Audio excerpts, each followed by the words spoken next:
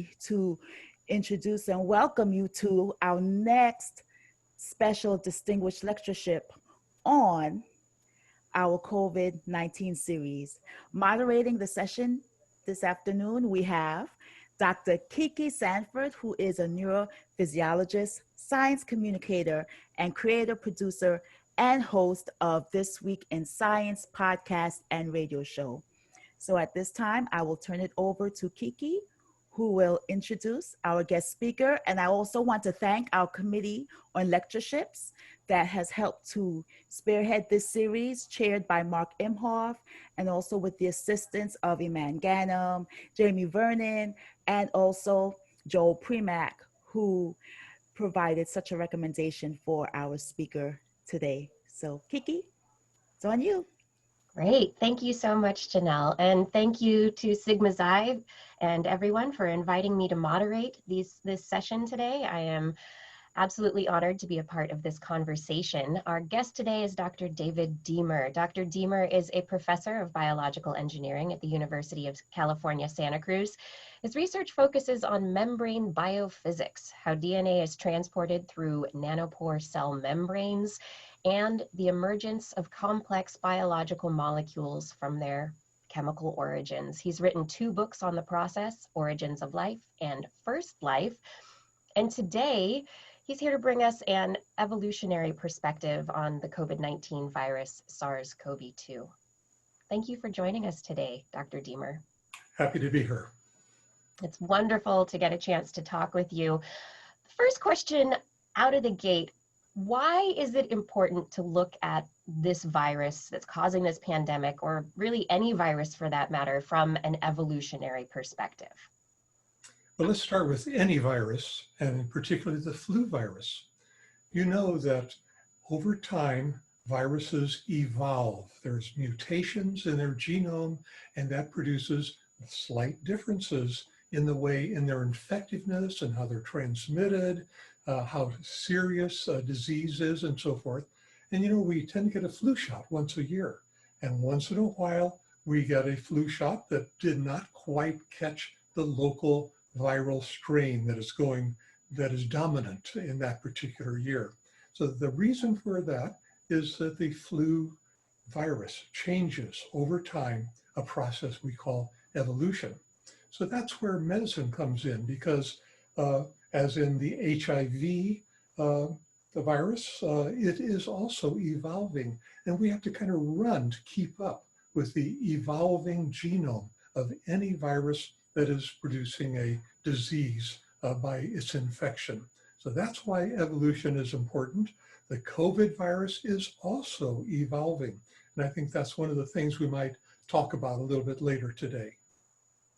Yeah, there's been news, I think the Washington Post and the Telegraph and other media outlets in the recent week have published stories about the ongoing analysis of the SARS-CoV-2 viral genome and the discovery that it is currently evolving, that there are different strains of the virus that we're seeing in different people and in different populations of people. How is that important for how we understand a virus as it moves through a population? There are lots and lots of viruses in the world. The ocean just down the way from where I live is filled with a virus called a bacteriophage. And we're actually right now counting viral bacteriophages in seawater. And we can just sort of pick out a milliliter of seawater, that's about that much seawater, and it's got 10 to the 7th, or about 10 million of these bacteriophage viruses in it. So viruses are everywhere. The reason that viruses are so interesting to us is not that sort of virus in seawater, but the viruses that get into us and produce a virally related disease. So this has to do with the structure of the virus that is presented to our immune system and how antibodies are produced to the virus to inhibit its continuing replication and then stop the disease process as it goes through the human population. Since there are so many different viruses, do we always, like you said, we're not necessarily interested in all the bacteriophages that are in the ocean. Do we always expect viruses to be bad and to affect us negatively? A few viruses are actually doing some good over evolutionary time. Let's see if I can think of one example. There is a recent story about how a viral portion of a genome gave rise to the placental mammalian strain.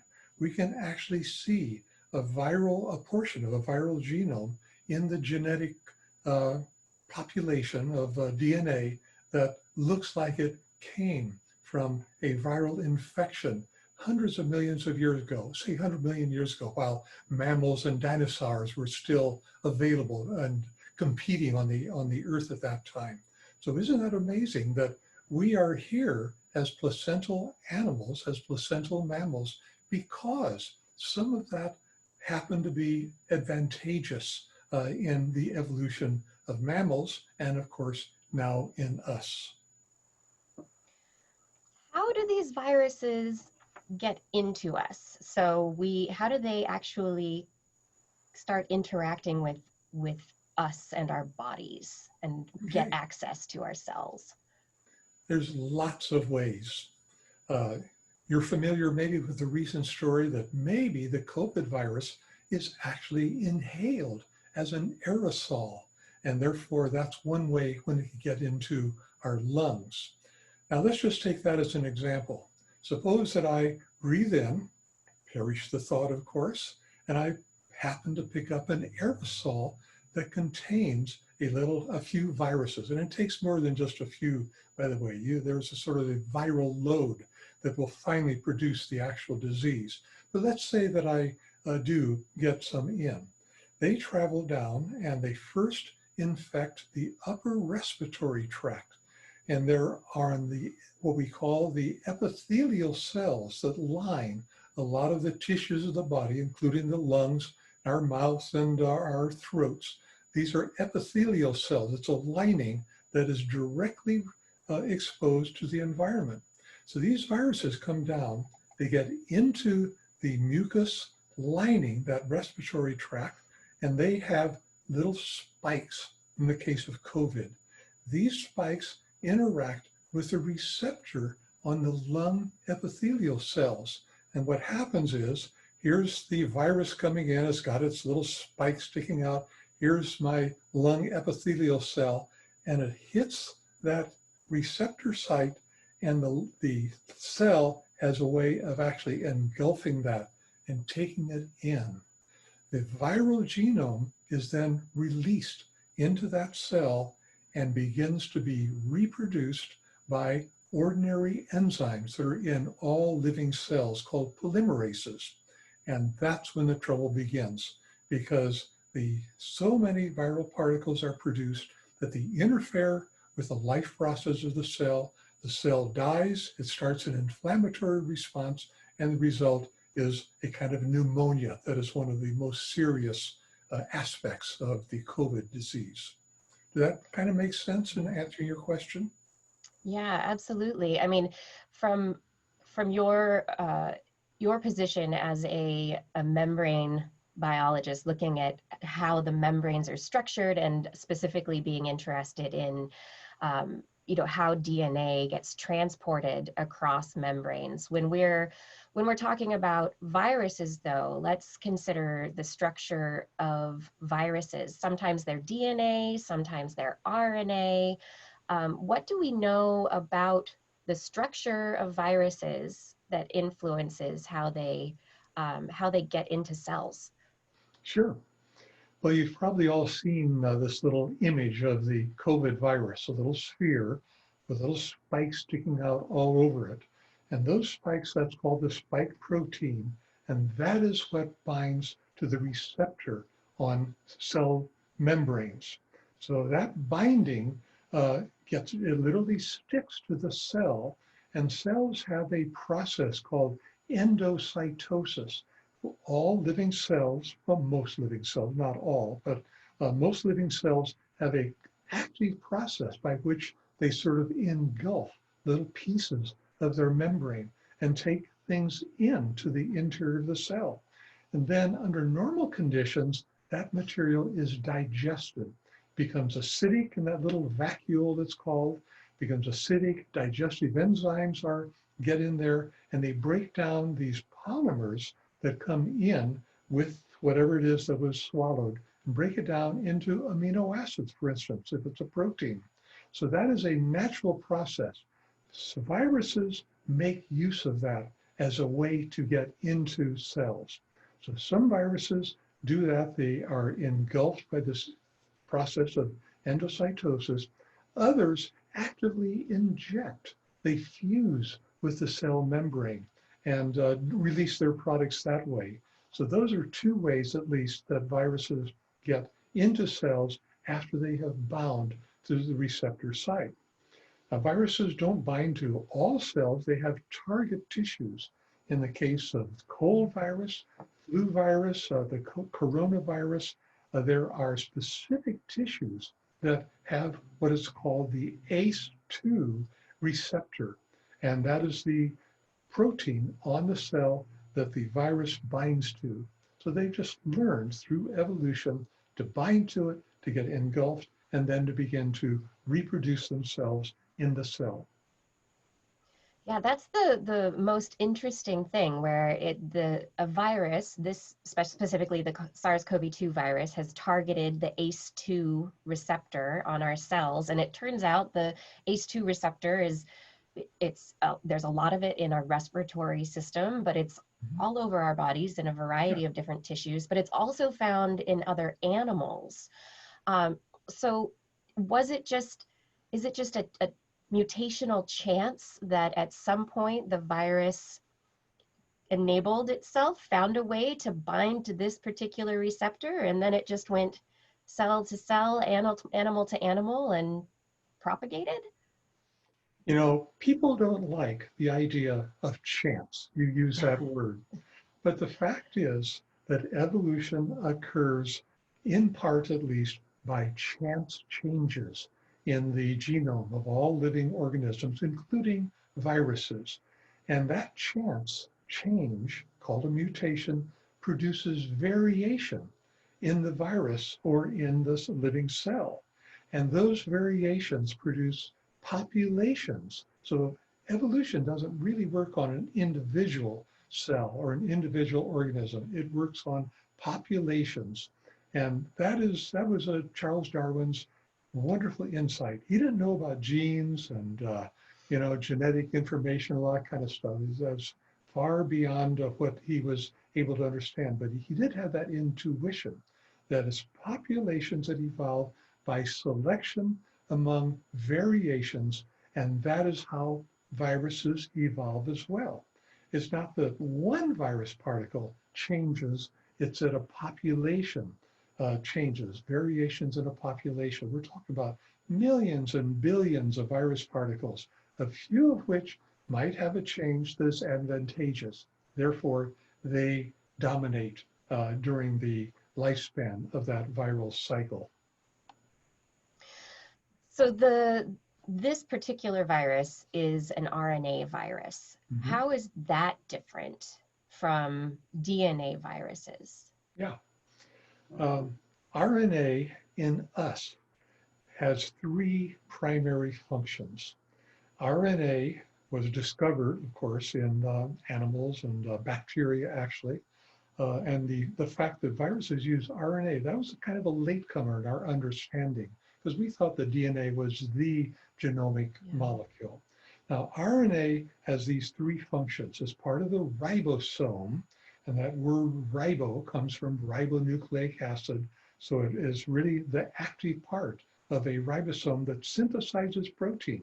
So I'm looking at you, and what I'm really seeing is a whole bunch of proteins synthesized by your ribosomes during your starting as an embryo, as a fertilized egg, developing into an adult organism But that's what we express to the world, is the proteins that are synthesized by ribosomes. And that, by the way, goes back all the way to the beginning of life. And maybe we'll get into that a little later, because there is a concept called the RNA world, that maybe life began using RNA as the genome and as a catalyst, which is really an interesting concept. Okay, so RNA is in the ribosome. It's also transfer RNA that carries a specific instruction from the nucleus to the ribosome and tells the ribosome to pick that amino acid to add to a growing chain and not some other amino acid. So that's called the genetic code. So that's another kind of ribonucleic acid called transfer RNA. And then the last one is really interesting. It's called messenger RNA, because messenger RNA is made in the nucleus of eukaryotic organisms like us. It's made in the nucleus that delivers the genetic information to the ribosome as a long strand of RNA. And that's what happens with the coronavirus, which is an RNA virus. It injects or gets its RNA into us, and that acts as a messenger. But instead of making our proteins, it makes viral proteins that then assemble into the enclosure of the RNA that is also being reproduced, and then that becomes the whole virus particle. So that's the story of RNA. DNA, of course, was the structure discovered in 1953, published in 1953 by Watson and Crick. It's a double helix. So some DNA can be single-stranded, but most of it hangs around as a double helix that has to be kind of unwound by an enzyme called a helicase to get at the genetic message in it. So that's the so-called dogma, the central dogma that Francis Crick called it, where DNA makes RNA and the RNA guides the synthesis of protein. Well, some viruses also use DNA for their genome. And that's a kind of a big division into what we call retroviruses that use RNA and the other sorts of RNA viruses that use DNA. So those are the two big classes of viruses. The viruses that use RNA, it seems to me that, you mentioned transfer RNA and messenger RNA that are used by our cells in the process of translation, transcription, making of proteins. But it seems like viruses, they bring their RNA in. Does it act just like transfer protein and transfer RNA and messenger RNA? Does it just get in there and start doing RNA jobs? It is as though the cell itself made a messenger RNA 30,000 nucleotides long. Mm-hmm. As I understand the process, that goes right to the ribosome after some modifications and simply acts like normal messenger RNA. So that is reproduced, that goes to the ribosome where it makes viral proteins, the spike protein, for example, instead of the normal proteins used by the cell. So those proteins that are synthesized by that viral genome, that viral messenger RNA, then turn into what we call the capsid. And that's this protein enclosure that encases the RNA of the virus. Now that RNA is also being reproduced itself by polymerase enzymes in the cell. So the virus comes in and just takes advantage of all that normal machinery and sort of diverts it off to making viruses instead of the usual normal activity of the cell. And it's our immune system's job to figure out whether or not it's been compromised by this foreign genetic material. That's right. That's right. And that's we're trying to make vaccines using what we know about the human immune system. And we have about 4 vaccines now in process 4 different ways of getting at this. And one of them, in fact, is dedicated to using the spike protein as a way to, as an antigen, it's called, to activate the process of making the antibody that will bind to the spike protein and keep the spike protein from having its normal, for the virus, its normal use during an infection. So I want to ask a couple of more questions, and then I'll start asking some of the questions that are popping up in our Q&A. If anyone has any questions, feel free to start asking them now so that we can get to those in just a few minutes. I'd love to go back to the idea of the RNA world and basically the implications for the evolution of life. How did this, the chemistry of the early Earth lead to this predator-prey interaction that we are now experiencing? Complex animals with these battling against these little tiny bits of RNA and DNA. Mm-hmm. How did we get here? This is my favorite topic. So yeah. Excuse me, stop me if I sort of go on too long in all of this. Okay, first of all, the most important thing is we don't know yet how all of this began. So a lot of what you're going to hear is educated guesses on the part of myself and a few hundred other colleagues around the world that are interested in this question. Where did RNA and DNA, how did they originally come to be on the early Earth? I'm going to go back in time, even beyond the origin of life, because there's something that is extremely interesting, to me at least. I'll pass it on to you, okay? So RNA is made of things called monomers, and monomers are the subunit of a polymer. So mono means one, poly means many. A monomer is an amino acid, for example. That is the monomer of the polymer we call a protein. So a typical protein has several hundred to several thousand amino acids all linked together. And while it's being made, it kind of winds up into an active structure that we call a protein, okay? So that is one example of a monomer and the protein that is produced by life today. I have worked with what are called carbonaceous meteorites. I went to Australia and I worked in Australia with a meteorite called the Murchison meteorite that fell to Earth in 1969 in a little town called Murchison in the southern portion of Australia. A bit of that got delivered to NASA Ames, just over the hill from where I am now here at UC Santa Cruz. People at NASA Ames, a guy named Kevin, sorry, it's a Norwegian name, Kevin Velden. He had a team of people ready to analyze this. And what did they discover but amino acids in the Murchison meteorite? Now we know that that thing had never seen anything alive in the entire history. And in fact, we know that the stuff in that meteorite was actually older than the Earth, because things like that meteorite accreted, they came together to form the planets, at least the rocky planets, okay? So here we now know that pieces, monomers of proteins are being delivered to the Earth all the time. Lots of carbonaceous meteorites. They fall in Antarctica, they fall in desert areas, they pick them up. Very recently, there's one discovered that fell in what place called Tagish Lake, and they all have organic compounds in it. Okay, so given that, what about nucleic acids?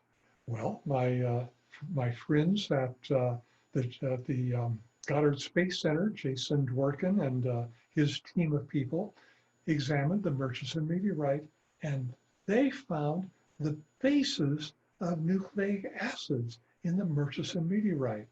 Adenine was there, guanine, some other bases that we know are the monomers of nucleic acids. So this stuff is being delivered to the Earth. It not necessarily had to be made on the Earth before life began. it could have, a lot of it could have just been delivered and sort of accumulate on what we call volcanic land masses, which we think were the very first form of life. So then this stuff is there, it begins to get processed by chemical reactions, and at some point it begins to get polymerized. And that is what we are studying in my lab right now. How do these monomers become polymers?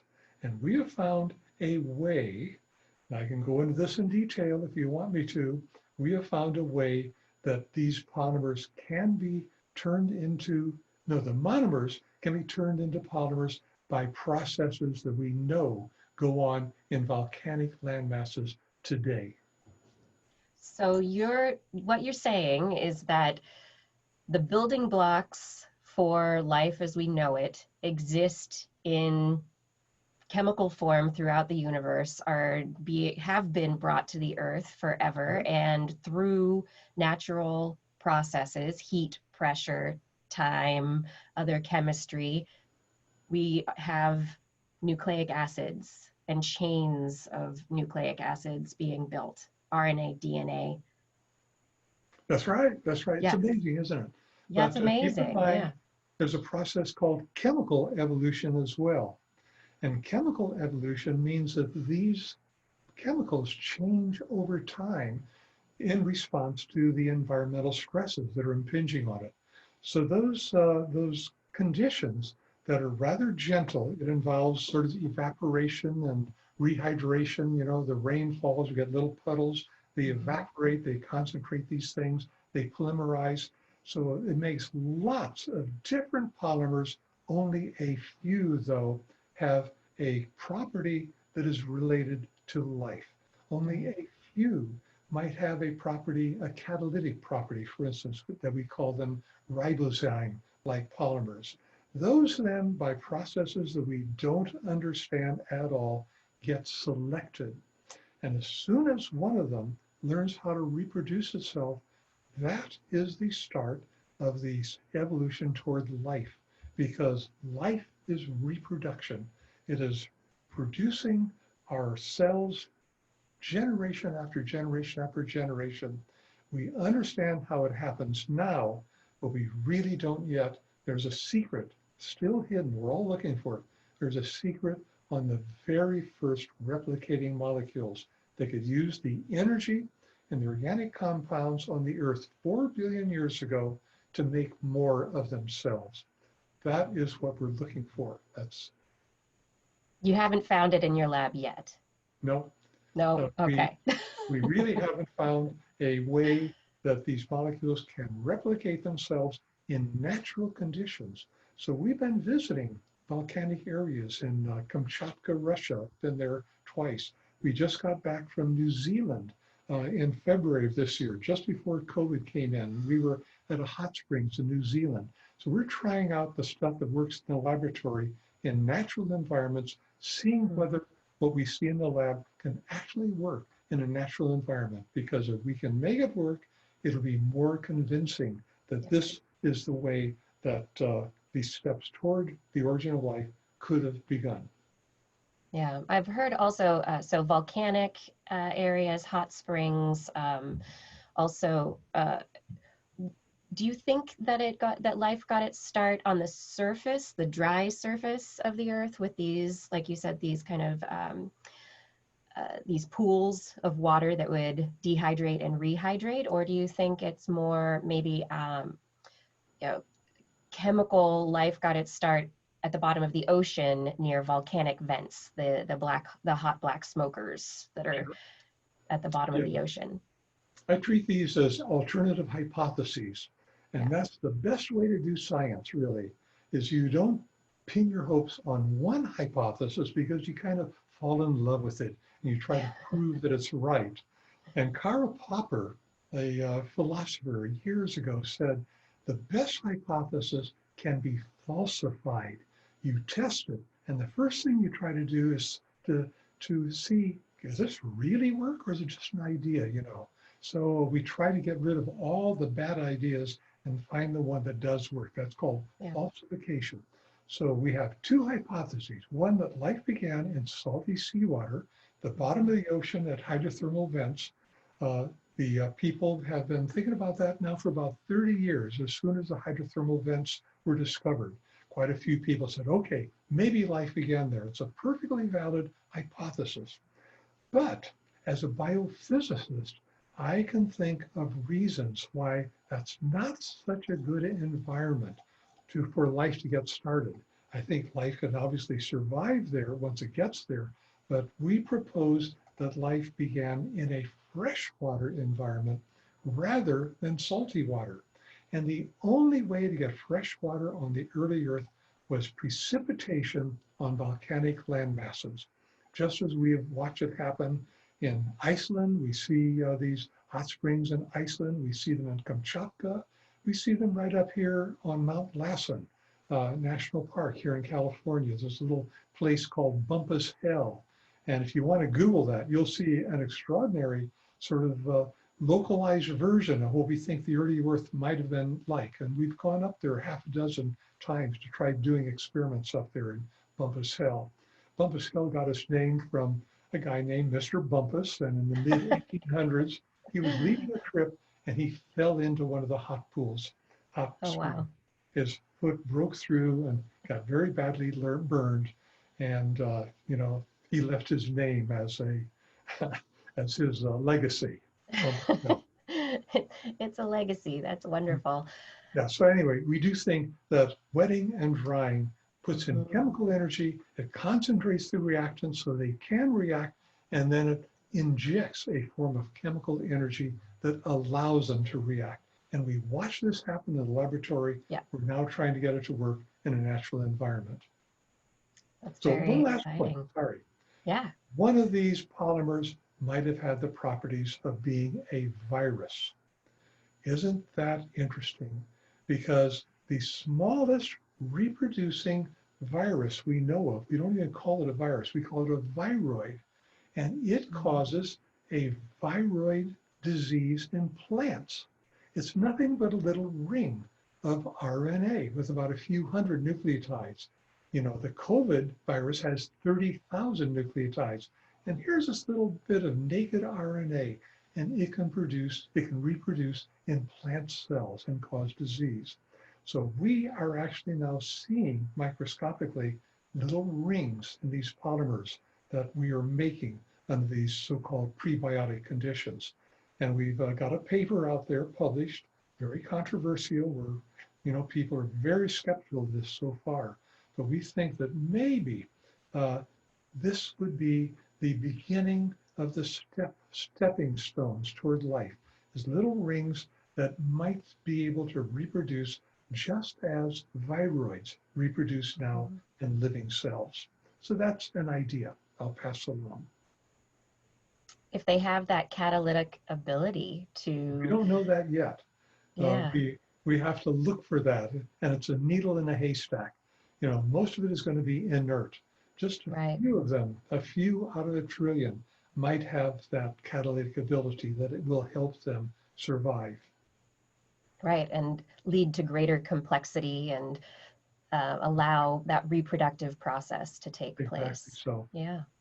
So on the tails of this conversation, Jackie Erickson asks in our Q&A, so are RNA viruses alive or not?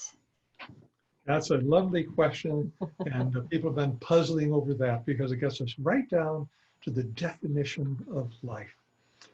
And you can go either way depending on how broad the definition is. If you say that any polymer that can reproduce itself is alive, well, viruses would be then alive. On the other hand, if you're skeptical and say, well, wait a second, viruses need a living environment to reproduce, so they are not alive. So you can see that it goes back and forth and back and forth. The real question we should ask is, which of those two is useful? How can we test whether a virus is alive or not? So, you know, that's when you get into the experiments that are necessary for testing any idea. And I can tell you that viroids fit the definition of being alive because this little simple ring of RNA can reproduce itself, but only with the help of enzymes in cells. You see, that's that limitation. But as soon as you ask that question, then you get right down to the simplest thing that we might call alive. And the simplest thing is these little rings of RNA called viroids. And there are so these little viroids, they've got the very beginnings of this process. There are larger viruses out there that do seem to span that divide between bit of RNA and bacterial life. Can you talk about those viruses for a second and what makes them interesting? Yeah, this is really pretty recent. There are giant viruses now known that are about the size of small bacteria. And they're called, one of those is called a mini virus. And it was discovered in, as I understand it, in ice left over from thousands of years ago in the tundra.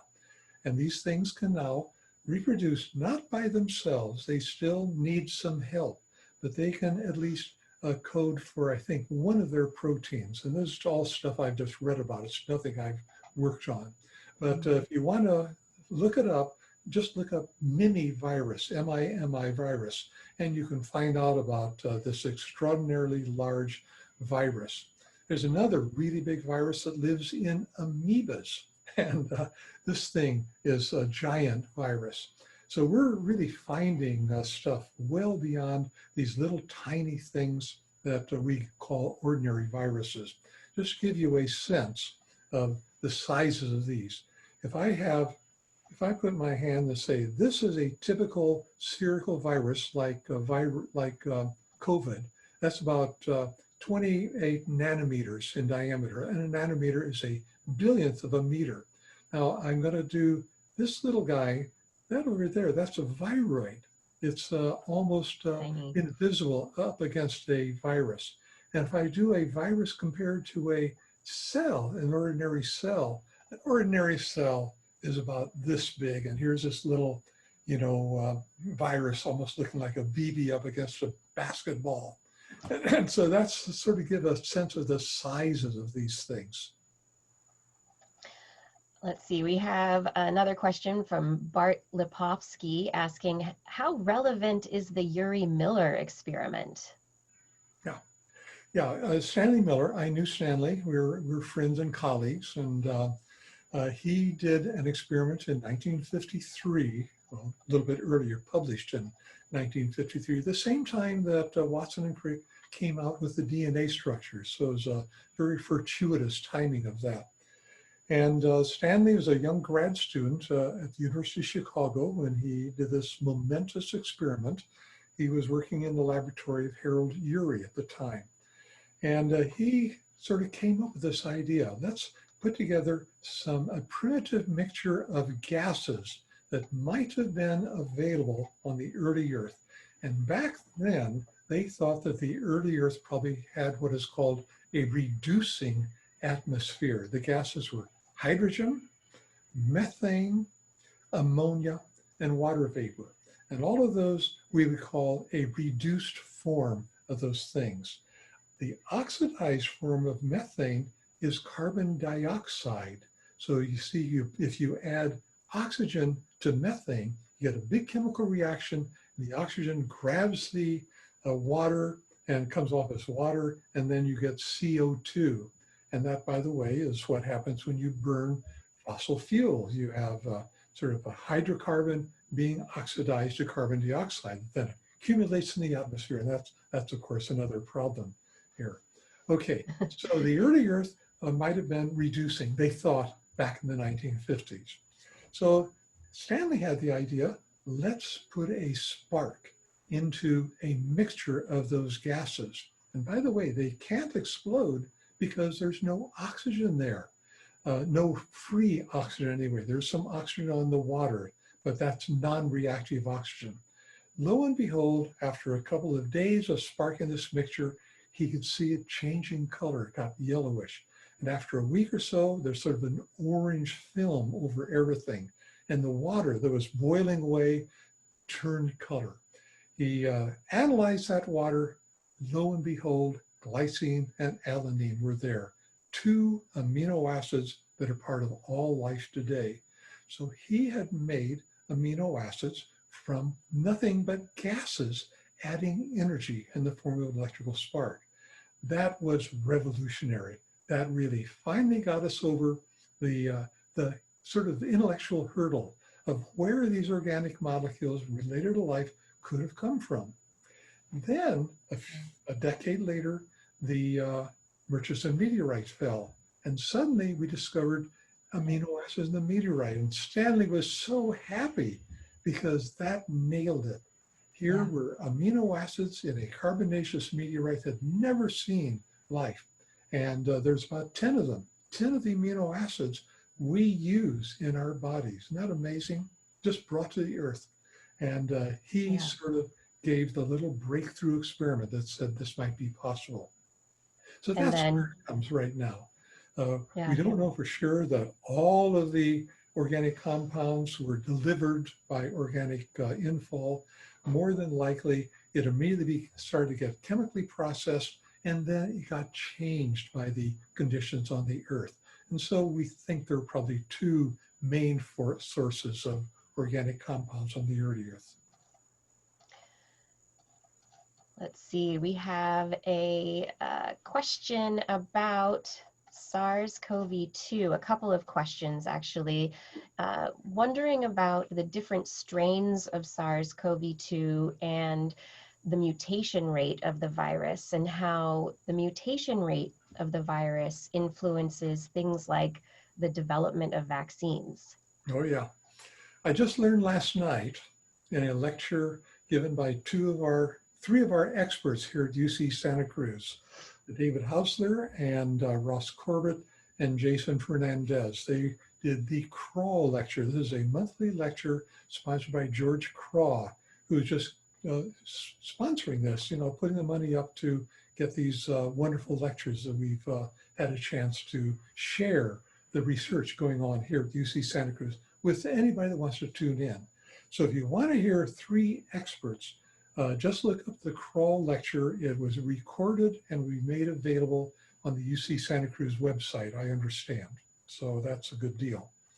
Okay, so the question had to do with mutation rates. And what I learned from Fernandez and from Russ Corbett, Russ is in my department, biomolecular engineering, not biological engineering, biomolecular.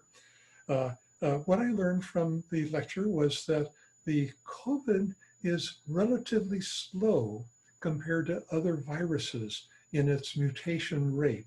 So the flu virus and HIV, they are just mutating all the time, The COVID is slowly mutating. We have, half a dozen or so main strains.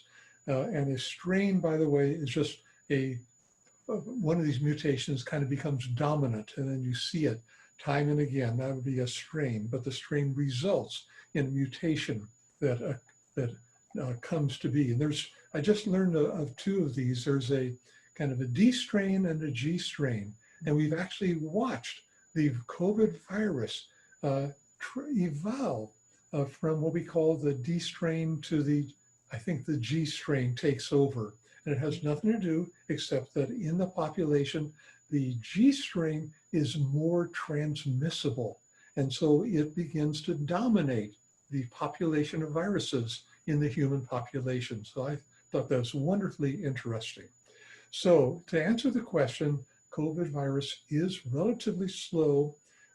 So it gives us a chance maybe to sort of catch up with the mutation. Whereas with the flu influenza, we're chasing the mutations all the time and trying to guess which strain is going to be dominant when the flu season comes around, and try to get ahead of that and make an antibody, make a vaccine that will let us make antibodies to capture that strain. So we might be able to have a fairly competent antibody, a vaccine to COVID in the near future. Dr. Fauci says next year. President Trump says, well, maybe next week or so. Right. For the election. So there's a little bit of a conflict of opinion on that, but I'm going to go with Fauci. Yeah, and as we're looking at what we're targeting and the mutations that are occurring, it matters where the mutation is in the virus. Does it matter what is affected as to whether or not our vaccine will still be useful? Yeah, we cannot predict where a mutation is going to occur. We always sort of understand it in hindsight because it's a pretty random process. I also learned one other interesting thing. One of the cell's defensive mechanism is has an enzyme that'll actually turn one of the viral monomers from a cytosine into a uracil, and that can infect the ability of the virus to reproduce itself, and it sort of slows it down. So we actually have quite a bit of protection against viruses as they get into cells, and we're learning how to use that protection. But nonetheless, this mutation, where it occurs, is kind of random. And then in hindsight, we said like the G mutation turns out to be more transmissible than the D mutation. So therefore, it became the dominant strain rather recently. We've actually watched that evolution occur. That doesn't it's more transmissible. That doesn't necessarily mean that it causes worse disease. No, that came out in the discussion last night as well, that that did not affect hospitalization. So they'd actually follow and ask the question, does this mutation change produce a different result in terms of the severity of the disease?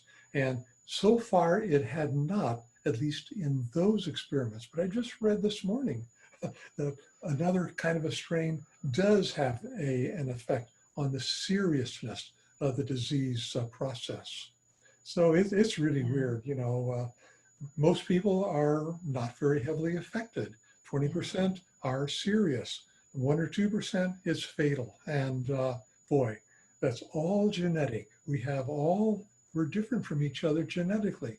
So we have different abilities to mount the immune defense against these various strains.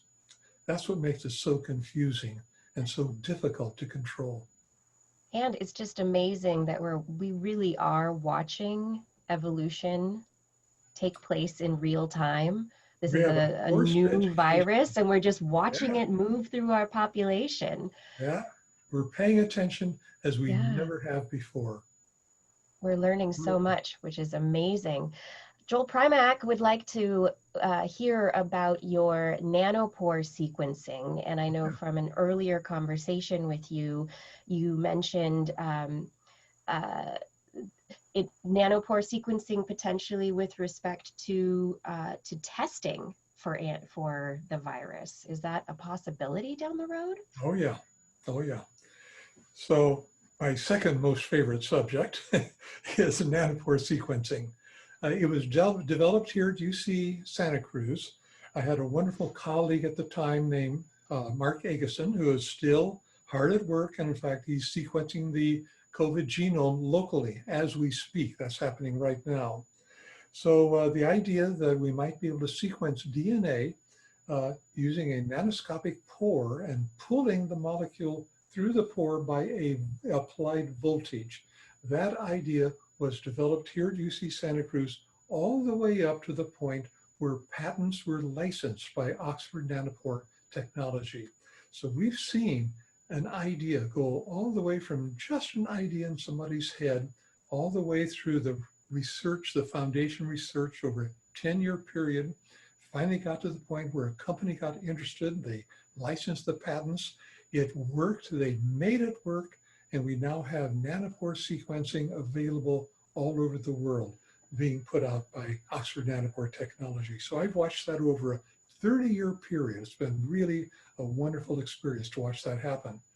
Now it's come about full cycle because the nanopore technology developed by the company has now been incorporated into a chemistry and a device called the Lampore.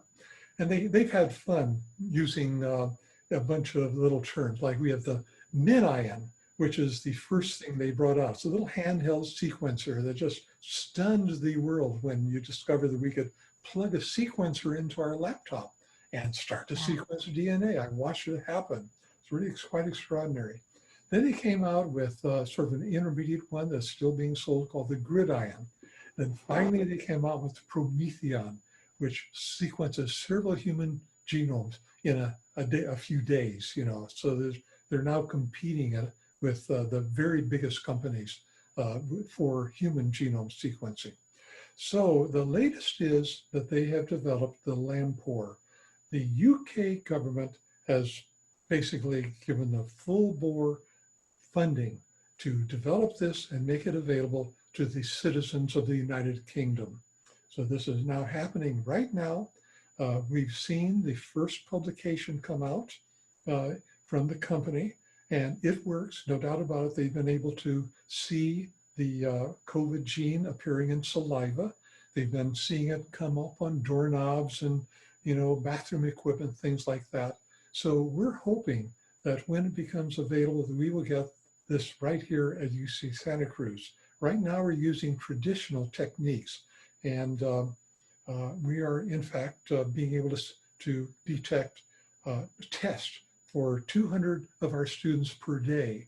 So that means that we're going to have about 1,000 students coming to campus in the next week, and we're going to be able to put them through sequencing and test for the COVID at about a rate of 200 per day. We hope to get up to about 400 per day using traditional methods of sequencing rather than the Nanopore, but we're getting around to that.